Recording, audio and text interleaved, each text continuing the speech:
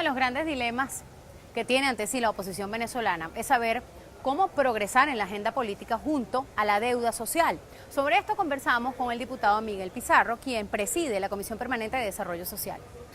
Avanzando en este segmento que tenemos con usted, diputado, la gente en la calle nos pregunta a todos qué va a pasar, cuál es la ruta, porque cada vez que decimos el camino, la gente nos asocia con una tendencia política que precisamente es la de su partido, ¿no?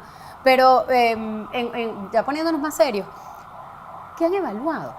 Porque el presidente de la Asamblea Nacional ha prometido en pocos días revelar la estrategia a seguir, ha dicho incluso cuál es la alternativa que a él le parece como más factible en términos políticos se pueda poner en marcha para tratar de buscarle una salida a la crisis política que vive el país. Cada vez que hablamos de salida, el gobierno asegura que estamos tratando de dejar colar las estrategias cortoplacistas, los atajos, etcétera. ¿Frente a qué estamos realmente? Mira, nosotros hemos venido construyendo una agenda alternativa. El 6 de diciembre los venezolanos dieron un mandato muy claro: soluciones, reconciliación, énfasis en la visión común y no en las diferencias, y futuro. Todos los que votamos el 6 de diciembre, cuando votamos por un cambio, no votamos solo por un cambio entre los colores o la correlación de fuerzas. Eso era una consecuencia de el cambio por el que se votó, era un cambio que hiciera que nuestra crisis tuviera soluciones, que el problema y el drama del día a día tuviera una herramienta y unos dirigentes que se pusieran a la altura de ese momento y empezaran a construirlo. Lamentablemente el gobierno ha decidido convertirse en un obstáculo, y lo has visto desde su actuación con el decreto de emergencia, su actuación con el tema de los jubilados y los pensionados, el discurso irracional sobre el tema de la misión vivienda, diciendo que nadie quiere ser propietario de su casa, pero al final todos esos síntomas lo que te demuestran es una postura política de un gobierno que ha decidido que en el momento de las definiciones, en el momento de decisiones como el que estamos viviendo hoy, porque nuestra historia nos lleva a encrucijadas y lo que vivimos es una encrucijada, y hay dos caminos.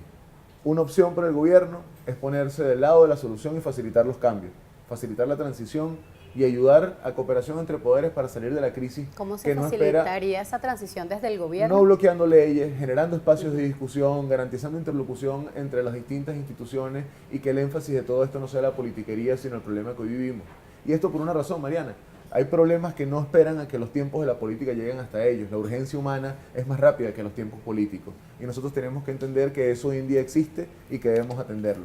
Lamentablemente ese no es el camino que ha tomado el gobierno. El gobierno tomó el otro camino, el de convertirse en un obstáculo, el de convertirse en una obstrucción, el de llevar esto a un terreno de una confrontación que nosotros no queríamos que llegara, pero que ellos nos han puesto en el terreno y nosotros no vamos a eludir. Las confrontaciones políticas, hay momentos en los que tú no puedes hacerte el loco. Y nosotros hemos decidido que a esta confrontación política la vamos a asumir con la altura política y la responsabilidad histórica. Propondremos soluciones, mantendremos el camino social, y si el gobierno no cambia su postura, pues nosotros nos enfilaremos en consenso y en unidad a cambiar el gobierno. Han hablado, mire, de referéndum revocatorio del mandato presidencial, de enmienda, quizás como los dos temas por los que se está, quizás, no sé, debatiendo en el seno de la oposición. Yo quisiera saber si eso es verdad, si están debatiendo eso. Mira, ya tiene 10 días ya la discusión. Se ha nombrado un equipo especial entre varios partidos para que se pueda llegar a una conclusión de consenso.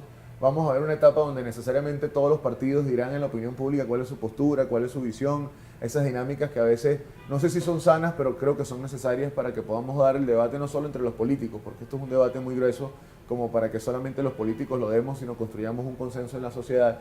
Y pase lo que pase, hay una decisión muy clara. Es constitucional, es electoral, es pacífico y es en unidad.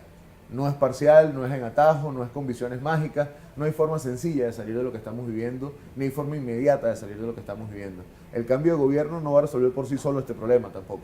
Y por eso yo siempre hablo del tema de fondo. Nosotros podemos cambiar los colores, podemos cambiar los gobernantes, podemos cambiar la forma como se dirigen instituciones.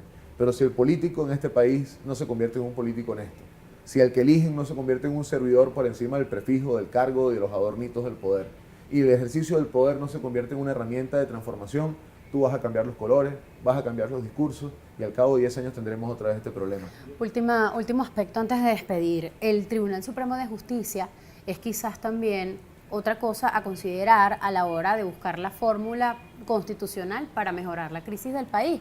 Porque supongamos que se aprueba la enmienda, alguien me decía en días pasados, sí, se aprueba y se somete a consideración, y una vez que se logre Entonces llega el TCJ y dice que eso no es en este periodo, sino en el próximo. Cosas como esa podrían pasar. Tendrían necesariamente que tratar de resolver ese problema institucional antes de ponerle al país, ofrecerle una fórmula para que esto se corrija. Ser mayoría nos ha permitido salir de las dicotomías. Ya no tienes que escoger entre mascar chicle o caminar. Se puede caminar y masticar chicle.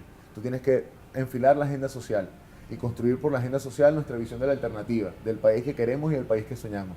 Tienes que avanzar en la agenda política, demostrar que estás a la altura del momento histórico y enfilarte en conseguir una solución que sea unitaria.